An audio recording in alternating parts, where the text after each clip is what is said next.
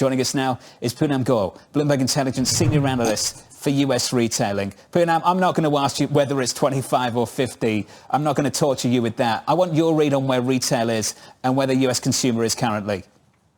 The consumer is making choices, and they're clearly making the choice to shop online, is what we saw in the retail sales figure. I think, look, the consumer still wants value. They're looking for value. They are strapped, but they're willing to spend. They're traveling a little less, which are big ticket expenses, so they can afford to buy more things. And that's really what we've been seeing over the last few months.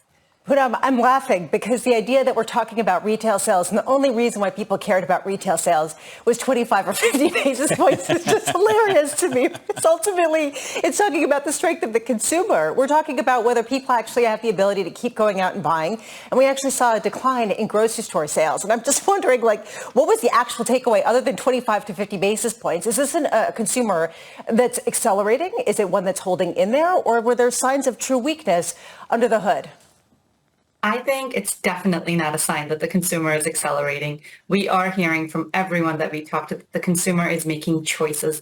I'll go back to, last year and the year before after the pandemic, you were spending thousands of dollars to travel because that is what you wanted to do. Now that you're not doing that so much, that money is in part going to savings because they're trying to build back those savings accounts, paying off debt, and then also spending a little, but making choices, right? What are you buying? Are you buying electronics? Not really. Are you buying clothing? Maybe a little for back to school here in the latest months, but really you're shopping for things that you need or you're shopping on impulse. And online is the best place to buy on impulse because it's influenced by social interactions on social media.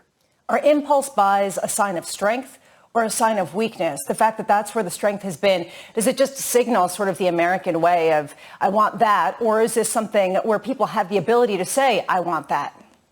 I think it's both. I think, you want that, so you get it, but then later you realize, oh my gosh, did I overspend and do I need to pull back? I think we're going to see a lot of that over the next few months where people will gravitate towards buying on impulse, but then they'll realize that maybe I spent too much and maybe now, I need to pull back a little. So they'll be making more steep choices and demand will be fickle and, people will be making choices on and on. We're heading into the holiday season, right? So we're going to see more sales that are going to entice people to spend earlier and earlier in the season.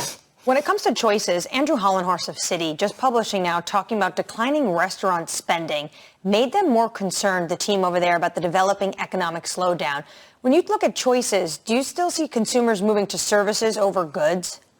I don't. I actually see them pulling back from services a little and moving more towards goods because they've enjoyed the services for the past 2.5 years and they've probably oversplurged in that area. So now they're going back to the basics, back to the roots. Where is their convenience? Where is it their stuff that they want to buy that maybe they haven't bought in the last few years because they've been enjoying themselves in experiences? But that said, people will still go to the spa, they'll still travel, but it just won't be in an excessive manner like it has been in the last few years. Interesting. Poonam, thank you. We've got to leave it there. Poonam Gaur there of Bloomberg Intelligence.